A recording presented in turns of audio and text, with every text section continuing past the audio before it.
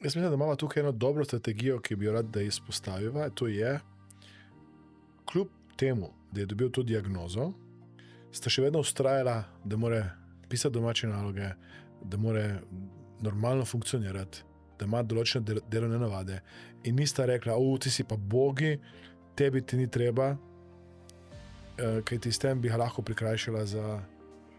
neko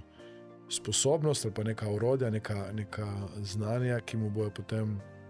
v prihodnosti izjemno koristna. Ja,